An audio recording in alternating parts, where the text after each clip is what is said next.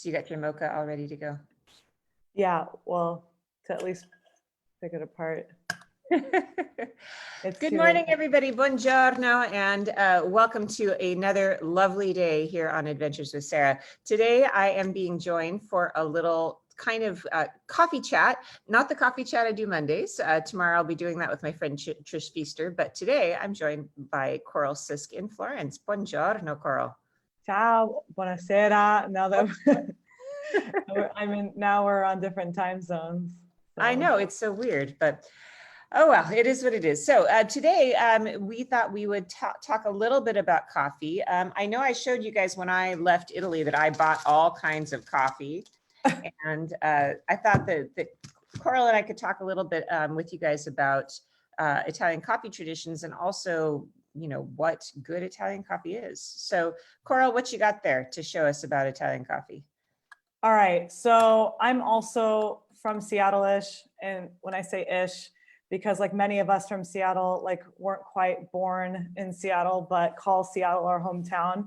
And while, you know, during my time living in Seattle, before I moved to Italy, I developed addiction or obsession with coffee. As you all know, for those of you who are in Seattle or have been to Seattle, we take our coffee quite seriously, almost as seriously as the Italians, as I like to joke. I remember like, I moved to Seattle when I was in high school, and I remember like my first day at high school, like going and seeing there's like an espresso stand, and I had like my first espresso. I was a teenager in high school. I was like, whoa, what is this? And I was hooked ever since. So as you probably know, for those of you who are watching, especially if you're in the States, like we have so many different ways to coffee. And in Italy, they generally focus on espresso, which is like, you know, the espresso machine that they tamp the ground coffee in, and it's a highly pressured hot water system that extracts the coffee through into a little tiny shot glass, and it's very, very concentrated.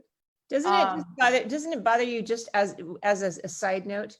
I remember the same thing when I was in high school, because my high school had an espresso stand and I was one of the managers of the student store, and we made a fortune off of that espresso machine. And looking back on that, that was like the early 90s when that was kind of new.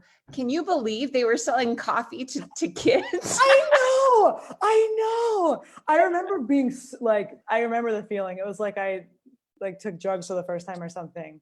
Oh, yeah, and it was. I mean, mocha. It's like so much money. I got like a mocha. I remember, so it's like full of like chocolate syrup or whatever, and milk, and just oh my gosh. And then the standard in the US is like double shots. Yeah, so it's like, only in high schools in Seattle would they like actually allow. I wonder if they allow it these days. I don't know, but yeah, I don't think so. Actually, I should ask my son, but I don't think there's an espresso cart there. But man, our espresso cart made so much money. It was ridiculous. So anyway, just as an aside, what a strange time to be in high school in the 90s in Seattle, when there was an espresso machine at the door of the high school. Right. And I was in 2000s, like early 2000s. So like, so still, I mean, I wonder if that changed. It wasn't that much long ago. So and also the word espresso, a lot, I hear people say espresso. It's espresso, not to be pedantic or anything, but there's a reason, because espresso means fast. So typically the culture is that you go to the coffee bar, you know, the bar also has alcohol, but it's typically a coffee bar, and you go and you stand, you get a shot of espresso, you sling it back, and you go about your day, because it's a fast and furious sort of a consumption to get your caffeine infusion for the day or in between meals. But what I like to mention is the at-home contraption that Italians will have, and it's la mocha. Do you have a mocha, Sarah? I do, actually. You do. Yep, I have two. I have a mocha that I bought when I was on vacation in Sicily in the summertime, just a regular one, and then I have the mocha, which is the one that makes the cappuccino. Ah, okay, that's cute. And is it like a cow design too? Mine is silver, but yeah, the ones you can get, they actually look like a cow. They're very cool, because you put the milk in the top, and there's a gasket, and then the gasket steams the milk. So you get, it's not exactly a cappuccino, but it mimics it. Yeah, exactly. Well, I mean, this is the way Italians do espresso at home, but technically it's not an espresso. It's like a thing of it in itself. It's like la mocha. And so for those of you, so Sarah was showing all the coffees that she got. Those are ground especially for mocha because the ground is like a bit finer for the mocha because there's not as much pressure like for the mocha compared to the espresso machine. So it has to be finer in order to get the extraction. And then it's a lot more diluted with water than like the espresso that you get at the Italian coffee bar. Like, I'm sure you noticed that too. Yeah. But I really like, I mean, when you were here, we went to like a third wave coffee bar because like Italy has very much like the culture of coffee consumption. Whereas like, I feel like in Seattle, it's more quality driven, like third wave, where like there's an emphasis on like craft roasteries and stuff. But I do feel like in Florence, there's starting to become a huge emphasis on like quality driven. And the bag that I have here is, it's a single origin mocha ground coffee from Cafe Piazza, which is one of the like first craft roasteries in Florence. And it's from Ethiopia, which is the birthplace of coffee. Yeah. So that's like one of, so, you know, I mentioned to you before, like, for those of you who are like meeting me for the first time, I do food and drink tours in Florence. And so, of course, with, you know, COVID affecting, you know, travel boundaries and borders, we are now doing online experiences. And so one of those is an Italian, like a virtual Italian barista course. And we do this collaborating with an expert barista in Florence who is a master trainer, expert, and all around coffee expert. She's highly regarded in the world of coffee in Italy. And she taught me a lot about like the provenances and like the differences of coffee between like that it comes from Ethiopia, that comes from South America. So if any of you are curious to learn like more about like provenance of coffee, coffee history, I highly encourage you to sign up for the course. So like one of the things that she taught me, because I'm like a huge coffee enthusiast, you know, again, coming from Seattle. So just to like, you know, undo this, she also goes into the history of the mocha, which is really interesting. It was invented in 1933 by an Italian engineer. Last name was Bialetti, which is like the trademark brand of like most of the mochas you see. I have an off-brand one because I like the stainless steel mochas, and the Bialetti tends to be aluminum based. I feel like they're a little bit easier to clean and upkeep when they're stainless steel. So anyways, there's these three pieces. This is where you put the water, and you generally like fill it up to here. Then you put the mocha ground coffee in here. So and it has fill to it up be to the gasket, but do you go above the gasket or it has to be below the gasket? No, I like that little thing there. Yeah. That. Yeah, I tend to do it like right below, like yeah, right below, or maybe like a smidgen, but I would never go over because it would overfill it. Okay. And then if I'm doing a half one, because this one is good for, they say 4, but I think it's really good for 2. So like it's technically a 4-cup mocha. So then what I do, I don't know if you can see here, but there's this line. So I fill up the mocha to this line if I'm only doing it for myself, if I have no one else here. And then I just fill up like halfway. And if I like, because a lot of the times you can get like a mocha for 1, but I just have this one for 4. And so then you have this part, of course, that like, so once you have the water, the espresso, I'm sorry, the mocha coffee, then you need to do it really, really, really tight, because when you put on, what you're gonna do is put on the stove, and then the hot water then comes through, let me show you, comes through this little thing, and then it extracts the coffee. So you need to make sure it's really tight, otherwise it's gonna splatter everywhere. And so there's a couple tricks that, you know, every Italian has for like the best mocha. Jessica, who is the master barista who does the online virtual coffee class, she one of her tricks that she taught me, which I'll share with you, I normally don't, but it's a simple trick, but it's to use hot water. So like boil some water before putting it in the mocha, because that will help to reduce some of the bitterness of the coffee. Yeah. Idea. Yeah, I never thought of that before. And that's something that she taught me. And then once it's, then I don't like to have it on super high heat again, like, cause then I don't want to burn the coffee either.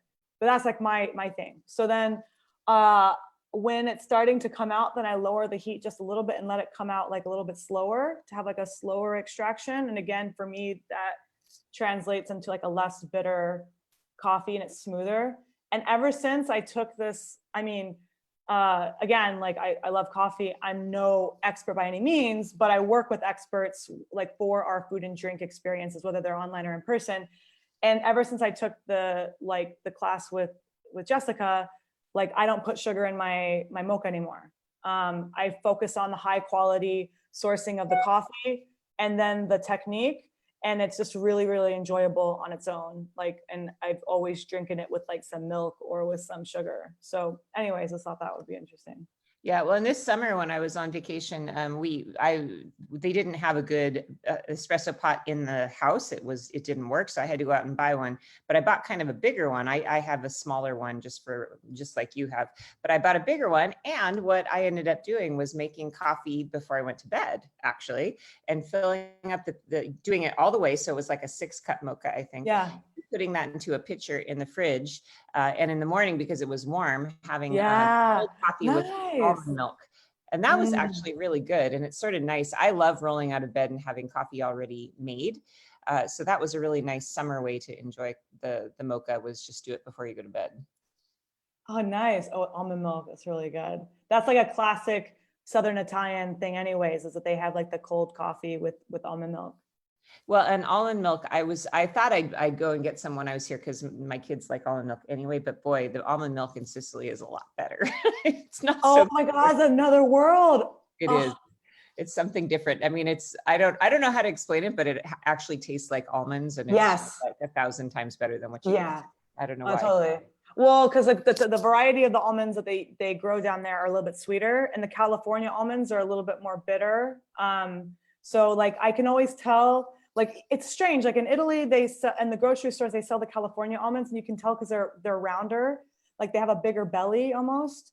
Yeah. And then the Italian ones or the Sicilian ones are flat, and they tend to be sweeter. So I think it's just because of that.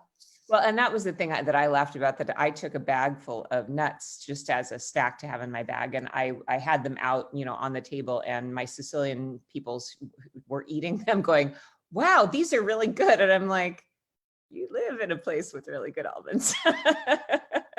But they were remarking because for them, it's just different. It's a different than what they're used to. So I think we always like what's a little bit exotic. So yeah, totally. So these are the coffees that I have. I don't know if you can comment at all on like these different kinds, but like I know that my friend Alfredo loves this one called Kimbo. So each city has one that they're kind of known for. So this is the Neapolitan one. What is the one that's known in Rome and Florence? What are the ones from each city? Do you know? Well, Florence, that's a really good question. Because I think because with my friends in Florence, we kind of try to go to the specialty places that they like. Piazza's a big deal to Florentines, but the more, because that's like a bigger brand. Kimbo's like a respected one. Oh my God. Like, well, of course there's Lavazza, but it's not from Florence or anything. There's one, I can't remember the name. I'll have to give it to you later, but there is like another roastery. It's like Mocha something. I have these ones here. So this is just what I got. I went for like a sampler because I thought it'd be fun to try some different ones. So I got this one here, which is Trombetta. And this one is Rome, it looks like. And then I got Palombini, which I don't know where Palombini is from. And then Kimbo, which is Naples, and then Segafredo, which is the other one that I. Oh yeah, that's probably one. Those are like more, okay, so the ones that you have are very classic brands, right? Like they're big companies and they source like beans from all around the world, and they're not like single origin or anything. But they focus more on like the very typical flavor profile that Italians are used to, especially like beyond like the third wave or craft coffee, because the mocha tends to be, with those brands, really bold and really dark, because they roast them really dark. Like it's a really dark roast before they mix it so it's a really really strong, like dark, deep, rich coffee, the ones that you have, if that makes sense. Yeah. And they're probably mostly probably emphasis on Robusta, which has higher caffeine. Yeah, and I got a variety of them, but they're all Arabica though, right? That's kind of the traditional Italian one, or what do you think is normal? Well, I mean, they usually do a blend. So there's Arabica Robusta. Arabica is a more expensive one, from what I understand, and it's more like delicate. It doesn't grow as much, so it's a little bit more rare compared to Robusta. And Robusta has higher caffeine, and it's like bolder in flavor, and it grows more. It's more prolific in terms of it's like easier to grow, and it has like, from what I remember reading once, and I have, correct me if I'm wrong, anybody out there that's like a super coffee expert, is that it has a natural like pesticide effect, and so it's also very sturdy in agricultural terms, because it has natural resistance in the fields. So, and I think because it has a higher caffeine amount, so like they tend to use more Robusta. So it's like usually a blend, like half and half, or maybe they're using more just because it's like a cost thing. Because that bag, I imagine, how much did you pay for, do you remember? Oh, these were all pretty inexpensive. It sort of depends. I think that these were like maybe €7 for 2 blocks of it. These ones here, actually, I Okay. went to the Aletti store actually because I needed to get a piece Yeah. from my mocha, and these were €3 a piece. Yeah. Okay. So Yeah. this one, I don't remember how, it was 250 grams, which is, so 100 grams, about 3 ounces. So let's say it's like 7 ounces of coffee, or maybe 8 ounces. This was like €7. So it's like double. And it's like single origin. Let me see. And it's like, it grows at like 2,000 meters above sea level. I don't know where if it's, I believe it's Arabica from Ethiopia. And it's like this, it's like a special series of coffee that grows there, and they like source direct from the growers. So that just gives you an idea too. Like I'm pretty sure this is all Arabica. So I mean, apart from, Sure. So yeah, people who are visiting Italy, I mean, typically when I go to Italy, I just go into a cafe and they just make the yeah, coffee that they make. yeah, Are there places that you can go in Florence where you can taste different kinds of coffee? I know in yeah, Palermo, for example, there is a place in Palermo that is it's called Cafe Stignita, which is really close to Piazza Bellini, where you see the Fountain of Shame. There's a place there that they actually have like a tasting bar. You can go in and they have yeah. like a dozen different varieties, and they tell you about each kind, and you can read the background on each one, so you can kind of compare and contrast. So I know that I've seen that in Palermo, but I don't know that I've seen that other places. Is there a place like that in Florence? Yeah, there's a couple. So Dita Artigianale is like, and this is where Jessica, the barista we work with, she helped open Dita Artigianale, which was the first third wave coffee bar, specialty coffee in Florence. And they do like classes and like in tastings in person. I think you have to organize it though. But then the other place where it's like you don't have to organize as much, it's called Chiaroscuro. And they have at their bar, I posted a picture of it in my Instagram page. So like the picture has like, it shows you like all of the coffee canisters that they grind from. So if you want like, oh, I want this one from Indonesia, or I want this one from Mexico, or I want this kopi luwak, which is, we can talk about that if you want, but that's another specialty coffee from Indonesia. Like you can pick your bean and they roast it, they grind it there, and they have little cards if you want to read up on it. So yeah, Chiaroscuro, which is like near Piazza della Repubblica. So I always recommend that. Spot. I always pop in there for lunch. Okay, so you've been there, yeah. They have a great apericena kind of thing also. So yeah, it's a great spot. Yeah, I didn't know that you could do the coffee there though like that. That's really cool. You could actually do sort of like a compare and contrast sort of thing. So when people are trying different kinds of coffee like that, if you're trying maybe 2 or 3 different varieties, I'm not entirely sure like what I mean, I know how to do a wine tasting. How would you go about doing a coffee tasting? Oh, I mean, I would say again, similar to to you, where I would probably take the approach with the wine tasting. I'd smell it and like take like olive oil tasting almost, where you take like a little like sip and like, and like make sure it gets all over your palate to like see if you're, what you're tasting in between. But it's really hard because coffee also kind of kills your palate at the same time. So you have to have a very, very trained and attuned palate in order to taste the differences. If they're from wildly different regions and if they're wildly different blends, like percentage wise for Robusta Arabica, I'm sure you can tell. But if you're like trying to get the nuances, between same blends, but it's just like a different area elevation and a variety, then you have to be like a coffee expert, I think. So I guess what you could do if you wanted to try something like this in your own home is to maybe go to the store, buy 2 or 3 or 4 different kinds that are different types of beans. And if you have a mocha, not mocha, but a mocha is a great way to do it, because then you have just a little bit, but it's made the same every time. So you could potentially do that, and then you could kind of try each one. I wonder what you'd have to have in between, maybe like a piece of cheese or something. Oh, sparkling water. Sparkling water? Oh, okay. Yeah, because that will create a lot of the acidity to wash away. That's what they do. Like, I'm sure you've noticed in Naples, they always serve like well, they serve it as like a hydration thing because it's like coffee dehydrates you, but it's also as like a palate refresher. So I'd say sparkling water. But again, I have to ask Jessica, like, I'm sure that she has all of that intel about how to keep your palate refreshed during a tasting. So if you want to become an expert about coffee like this, which I do, I may join you guys, who we'll see, but you're going to be doing your class what day? On Tuesday, you said? Yeah, this Tuesday, and it's 11 a.m. Pacific Coast time and 2 p.m. East Coast time, and it's 8 p.m. Italy time, basically. So you just check your time zone, and if it works for you, it'd be awesome. Take a little coffee break. So what does the class consist of? What are you guys going to do?